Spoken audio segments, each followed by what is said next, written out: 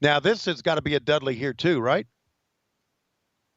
Yeah, that's Spike Dudley, who Okay. is the runt of the litter, All right. and he's had a falling out with the Dudleys, and so here's All Tommy right. Dreamer, and of course Sandman with the world's largest ladder. Yeah. But it's funny because they've got 3 different ladders, and it's all based on how big they are, which I think is funny. Yeah. This is either the world's worst construction crew or some sort of I don't even know, like some sort of performance dance for a Verizon commercial. Yeah. So they've got more bars in more places. All right. Those guys ring a doorbell, say, "We understand you need your gutters cleaned." You'd say, "Wrong house. We're good." Oh God. You know what? Now that I think about it, I do think that my gutter guy looks a lot like Sandman. Could be. I need to find the picture of my gutter guy and post that up.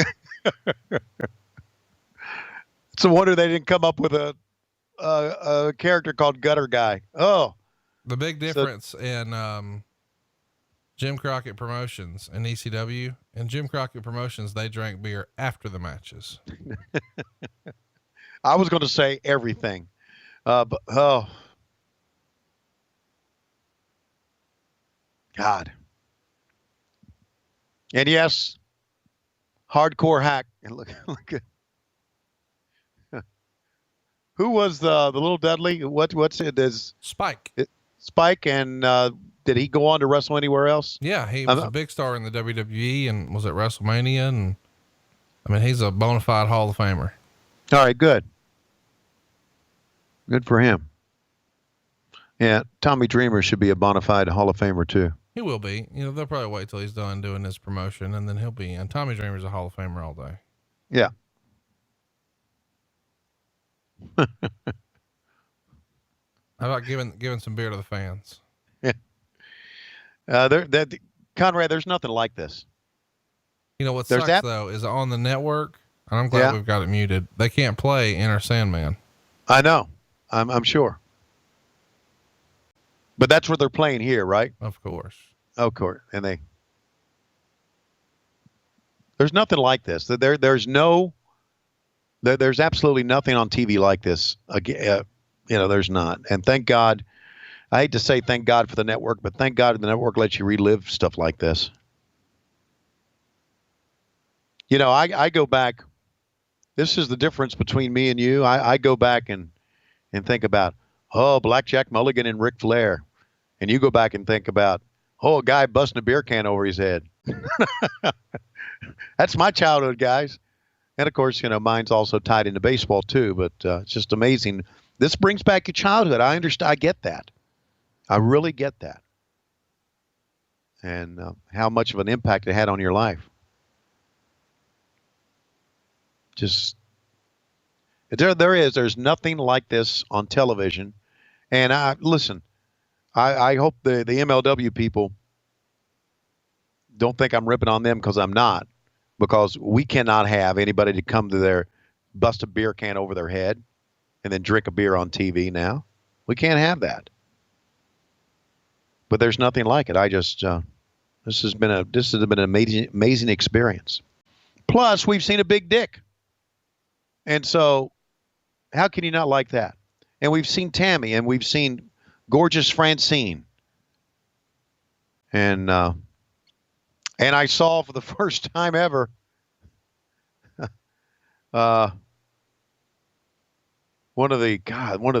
to be, I hate to call her a freak of nature, but holy snakes. What have I? Well, I'm glad you're with us here on What Happened When, because What Happened When back in 1998 was quite the event. And they haven't even started the match. Yeah, that's right. Yeah. And they're going to get to getting it in a minute, boy. Yeah. And we are already thoroughly entertained, and they haven't even come to blows.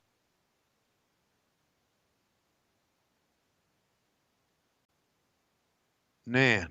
Okay. Isn't it interesting too that the Taz match, there's no world title match here, and right, but the world title, not the main event, even with that crazy high spot. Jesus. All right.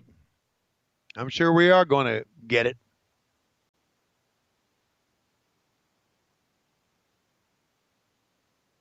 Yeah, you have this, and of course the other one we saw, barely legal, has opened my eyes. It's like, where was I? Well, wait till you see. There's a spot in here where something that I look forward to at every ECW show, that when I think of one guy who sort of represented what ECW was at its brawling, weapon, gimmick height, he's going to be introduced here in a little bit. Oh, so he's not here yet. Nope, we're not done. All right, we still got some more surprises. I mean, you get to the point in this, and again, you get to the point in this where you're asking yourself, what else can we fucking see? What in the world are...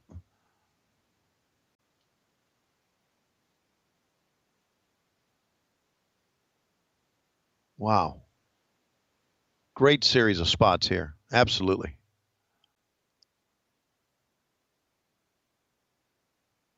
Yeah, this is the first time I've seen Tommy Dreamer wrestle. Really? Yeah. I don't think he wrestled in Barely Legal. If it did, I forgot it, but I'm watching it now.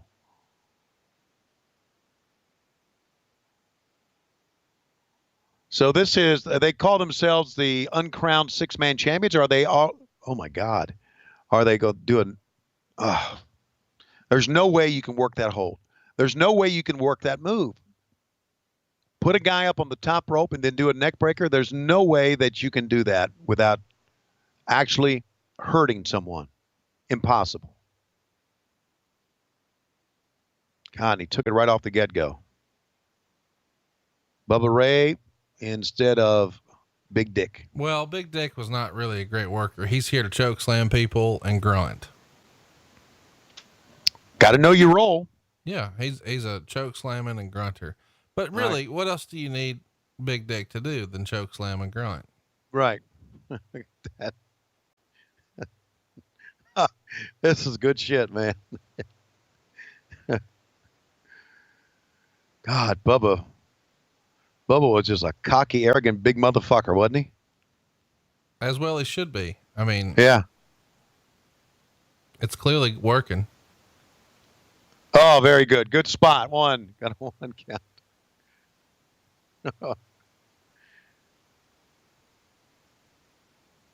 Fuck, I'm entertained. They don't have to go through a table or a chair for me. I'm entertained by what they're doing right now, man. Yeah, they're showing that they can do a regular match. Yes, they are. Absolutely. Staked on his chest.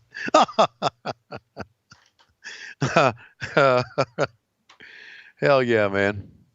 I can see why they're in the Hall of Fame. It's worth mentioning, I guess, that Sandman quit 2 days later. And came to what? WCW? No. By the end of the day, it was revealed it was just, a negotiating ploy, but he wasn't happy with his pay-per-view payout. Right. He was under the impression that he was going to be part of the highest pay tier for the show. And then he found out that others were earning more and basically quit. And that always will do you in. His contract expired over the weekend and he was looking for a raise. He was making $3,000 a week plus bonuses, which would have ranged from $4,000 to $7,500 for pay-per-view shows. And Heyman says that since ECW is doing 6 pay-per-view shows instead of 4, that he would be getting a raise, but he wouldn't bump up the weekly guarantee, much of which was covered by Sandman's merch sales, which he sort of signs away the rights to when he gets the guarantee. Anyway, eventually cooler heads prevail, and he's a big merch seller, but his leverage is that, they don't have to have him, and people don't think that, his drinking gimmick will be allowed in WWF because Austin's doing it, and they don't think that he could take this act to WCW. But of course we know he does.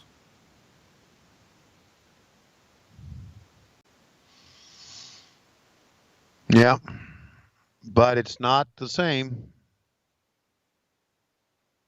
It is not the same. Boy, I tell you, Spike doing some pretty good bumping here for his big guy. I mean, you can throw him around like a rag doll, and it looks legit. Well, it looks legit because It is. 1-800. Yeah, because it is, right. 1-800 broken neck. I like that. Oh, God. Man, I tell you, if I were a fan, I would have loved this shit too. If I was hit him in the head, with a beer can. Boom! Down he goes. Oh, God. We haven't seen Big Dick yet. Come on. Get him in there. Get him to grunt and sell. Do something. So they only gave this match they didn't give this match 3 stars? I think just what we've seen so far. The intro, the talk, the Spike being thrown around the ring like a rag doll doing some shit. I think that deserves more than 2 and whatever stars. And why am I worrying about what Meltzer thinks anyway? What the fuck am I talking about? I don't know. I was wondering. Who the fuck gives a shit what he thinks? Are you going to get us together, me and Meltzer at Starrcast? No. All right. You don't want to have anything to do with me, I'm sure. That's right. Good. He told me that specifically. Yeah. Good. I ought to bring Lois to walk up and talk to him. Well, why would you do that? Because she can cut one of the best promos ever when she's mad. Ever. But what is she mad at Dave about? She's not mad. She didn't even know who he is right now, but I could prep her for it, and But she would. Why? Why would you do that? Oh, just to see her cut a promo on him. No, let's not do that. Okay. Oh yeah, let's be nice guys, right? He's been super nice to us. He has? Yeah. Okay. I haven't read any of his stuff. I don't know. He's super nice. And he's coming to the show. He's complimentary. Yeah, he was critical when your shit sucked, but you admitted that a lot of times your shit sucked. So what's the big deal? Okay. Look at this. They cleared out a fucking section of people. Look at that. I mean, they take a camera shot, they swing the camera shot over, right? And it's looked like, well, all those people, they were here, but they're dead now because we just wiped them all out. That'll teach them. ECW. ECW. Oh man. Again, my hat's off to Paul Heyman. And I know he hates me, but my hat's off to him for what he put together here. And not only him, but to all the performers who and it's a well-worn term. I hate it, but they use it in college football all the time, who bought into his vision, but they did buy into his vision of something completely different. And it started out as East Coast wrestling, right? Yep. And then it turned into Extreme. Eastern Championship Wrestling. Eastern Championship Wrestling. And then it became Extreme. When did that change take place? It probably didn't take long. I believe that happened in 94. Okay. Fucking Sandman trying to Frankensteiner. Oh. I don't know, man. I don't know about it taking a Frankenstein. That wasn't the greatest looking Frankenstein in the world, but it was pretty fucking effective. All right, here we go. It's knee. Blow out a knee. It's ladder time in the ring, Conrad. And look at Big Dick.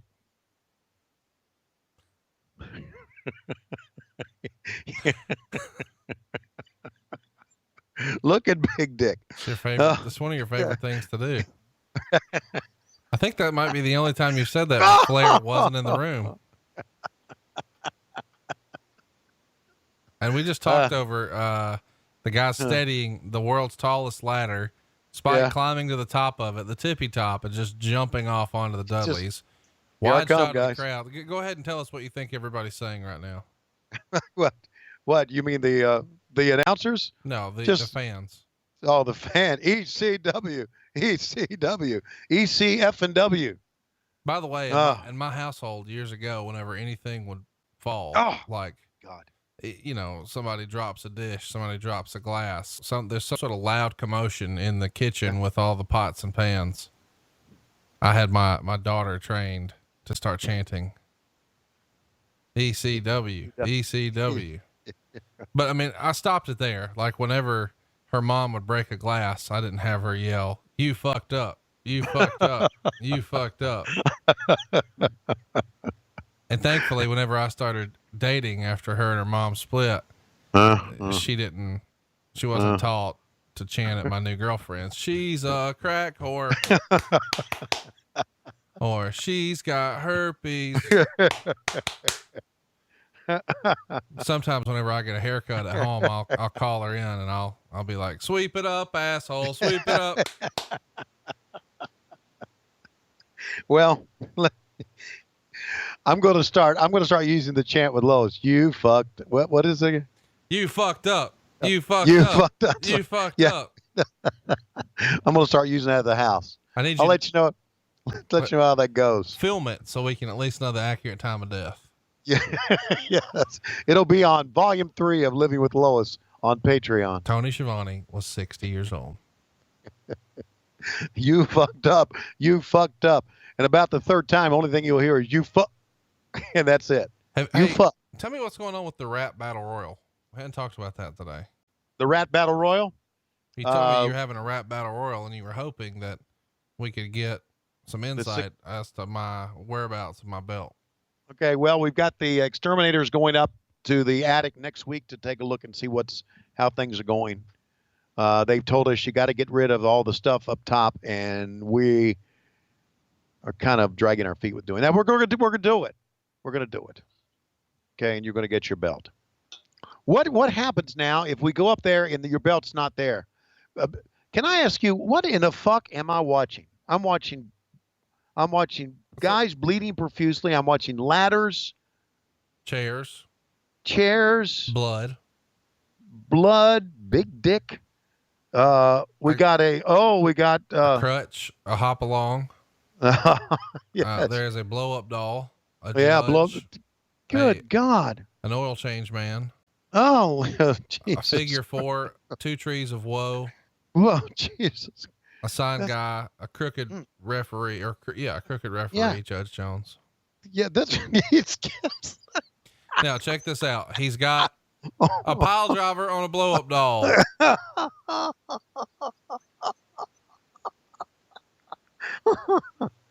Now, of course, they were mocking Tommy's wife, and now Tommy delivers a pile driver to him.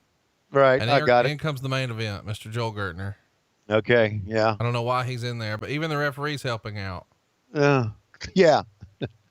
Well, you can see why the referee would help him tie Joel Gertner to the tree of woe. Oh, would somebody cover up his hairy belly? Oh, God. Wait, you don't like hair on the belly? You want hairless bellies?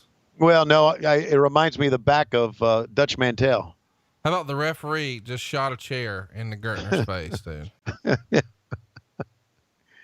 This is a, you know what this is? This is like a car wreck. This is absolutely like just watching with bodies and blood. And a referee kicking chairs into managers' faces in the middle of the match. Yeah. Well, Man, why not? Big dick with the run in. Yeah. Sounds like a plot. Well, you better pull out quickly. Thank you very much. I'll be here all this week. God, and they're going to take another spot on the ladder. Fuck you. What did the fuck he do that for? Well, they're trying to inflict pain on the other person. Well, no, I get it, but I mean, Dreamer didn't hit the ladder. Big Dick hit the ladder that time. Big Dick can't bump. We talked about that. How about that spot? Yeah, off Jesus. The top rope, through the table, and now turn around, wham! Sandman nails him, and he no-sells it, so he hits Big Dick and his little dick. Swings at Bubba, and got his hand up, and Bubba was swinging full force on that chair. Collapsed. Yes, he was. That was nasty. What a chair shot. Yeah. What a turn of events here. Bubba, is he thinking about doing a senton off the top on top of a ladder? And now go to DDT him on the ladder, right? That's got to be it. Why would you think that's it? 1, 2, 3. It's not the finish. That was the finish. The DDT. They just win 1, 2, 3. But that's probably not the end of this crazy. Fuck. Yeah, that's the end of the match, but that's not the end of the shenanigans. Okay. Oh, is that Axel? There's Jack Victory. Jack Victory. Okay. Explodes a guitar over Tommy Dreamer. Uh-huh. And I like when they filled the guitars with baby powder, made for a cool effect. Yeah, that was good. To me, what we're seeing right now, what we've seen at the finish, and all these bodies in the ring, to me, just encapsulates what ECW is all about. Don't you agree? What do we got here? This is what ECW is all about. You see all those X's in the crowd? It's because there's a shopping cart of weapons, and here's New Jack. Oh. With a stop sign and a VCR and a grocery cart and a trash can. And what's fun is whenever New Jack comes out, they play the music the entire time during the match. They don't turn it down. Now, of course, they can't play the real unlicensed music here, but it was Dr. Dre and Ice Cube, Natural Born Killers. Jesus. Oh my God. Fuck. I'm going to play a little bit of that for you so you can. No, you can't. Don't play it. Don't play it. No. Okay. Because we won't be able to put it on YouTube. Listen to you. But he just threw the motherfucking shopping cart out of the ring. He threw the shopping cart out of the ring. A golf club on the ding dong. So he's going to play a little music for us. Oh, God. This is like fucking chaos. Look at the crowd though. How into this is everybody? I know. This is like, it's better than a fucking movie. It's better than an action movie. Yeah. It's better than an action movie. Oh, good God. You got to prepare yourself for this. I mean, you leave as fans in this thing fucking sweating through your shirt, out of breath.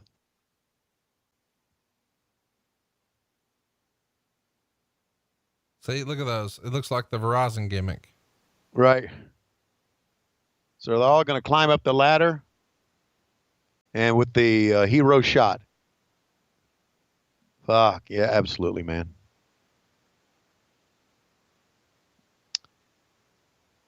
Well, to be honest with you, it's not pro wrestling like I knew it, but it's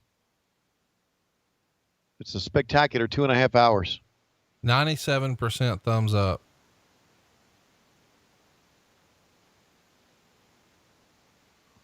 Who would give it a thumbs down? Nobody. Yeah, they just worked that number. I love it, man.